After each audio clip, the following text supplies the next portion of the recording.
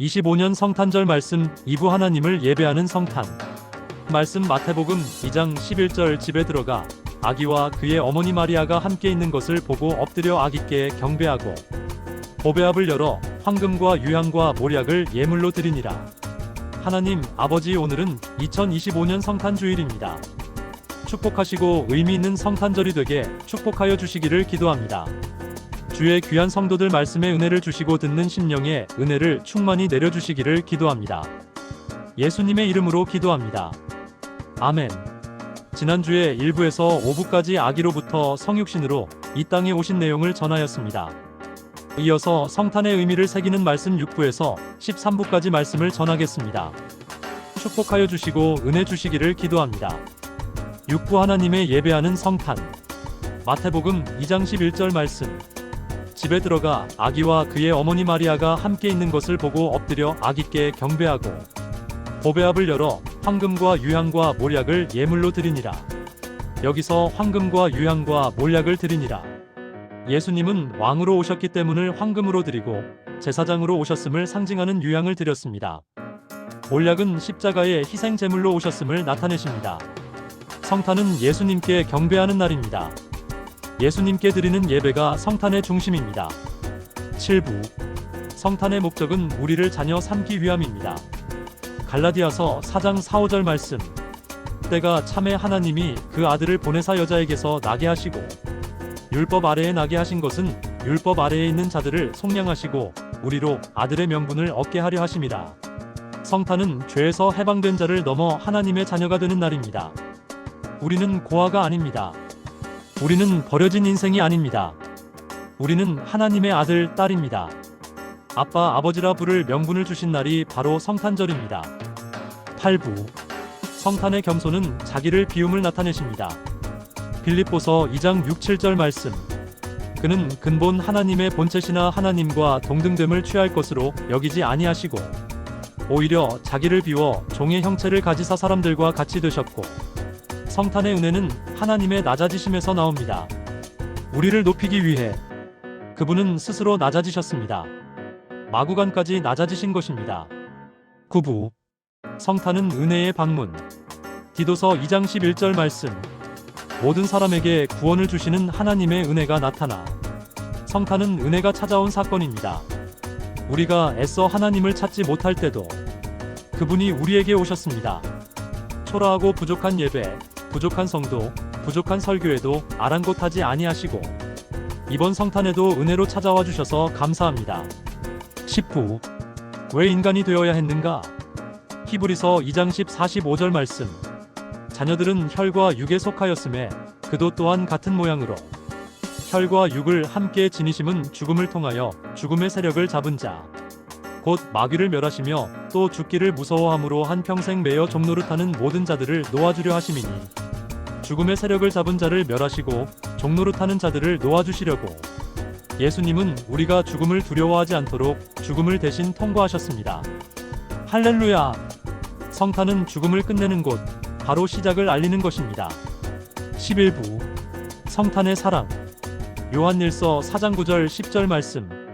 하나님의 사랑이 우리에게 이렇게 나타난 바 되었으니 하나님이 자기의 독생자를 세상에 보내심은 그로 말미암아 우리를 살리려 하심이라. 사랑은 여기 있으니 우리가 하나님을 사랑한 것이 아니요 하나님이 우리를 사랑하사 우리 죄를 속하시기 위하여 화목제물로 그 아들을 보내셨음이라. 우리를 사랑하사 하나님은 우리 죄를 속하시기 위하여 화목제물로 그 아들을 보내셨습니다. 그러므로 성탄은 사랑 선언문입니다. 내가 너를 사랑한다. 말이 아니라 아들을 보내는 행동으로 나타난 사랑입니다. 12부 가난해지심으로 우리를 부유하게. 고린도후서 8장 9절 말씀. 우리 주 예수 그리스도의 은혜를 너희가 알거니와 부유하신 이로써 너희를 위하여 가난하게 되심은 그의 가난함으로 말미암아 너희를 부유하게 하려 하심이라. 그의 가난함으로 너희를 부유하게 하려 하심이라고 하셨습니다. 말구유의 가난은 우리를 영원한 부요로 인도하는 통로였습니다. 최소한 우리는 마구간에서 태어나지는 않았지 않습니까? 그러니 우리는 정말 부유한 자입니다. 지난밤에 마태복음 13장 44절 천국은 마치 밭에 감추인 보화와 같으니 사람이 이를 발견한 후 숨겨두고 기뻐하며 돌아가서 자기의 소유를 다 팔아 그 밭을 사느니라. 말씀과 같은 꿈을 꾸었는데 3,000평 정도의 땅이 있는데 그 속에는 엄청난 가스가 들어있다는 것입니다. 그런데 지금은 꺼낼 수 없는데 개발을 하면 큰 수익을 얻을 수 있다고 했습니다. 잠에서 깨어 이 무슨 내용의 꿈인가? 구원의 은혜인가? 성탄절을 맞이하여 우리에게 구원의 은혜와 천국을 주시려고 하시는가? 땅에 든 가스를 개발할 때까지 기다려야 돈이 되듯이 우리도 천국에 가기까지 사모하고 사는 삶이 이런 것이 아닌가 하는 생각이 들었습니다. 그것을 성경에서 찾아보니 마태복음 13장 44절과 같이 밭에 감추인 보화와 같은 천국을 발견하고 모든 소유를 다 팔아 그 밭을 사는 것처럼 우리의 삶이 주님을 만나고 소유하고 기뻐하는 성탄절이 되라고 하심을 깊이 발견합니다. 다 같은 성탄절이지만 우리 마음에 천국의 보화를 가지고 사는 삶이 2025년에 주어진 성탄절이 될 수 있기를 기도합니다.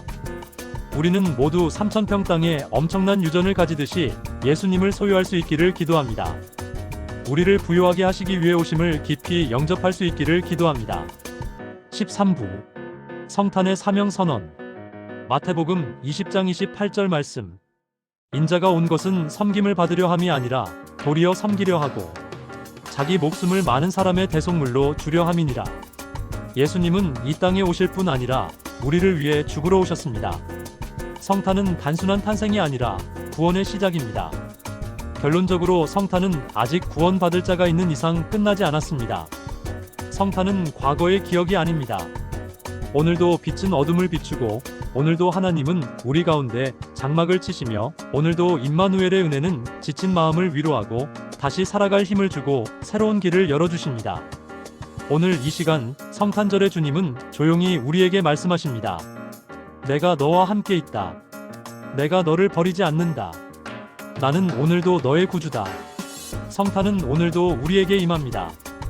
예수님이 오신 날 우리 인생이 다시 시작됩니다.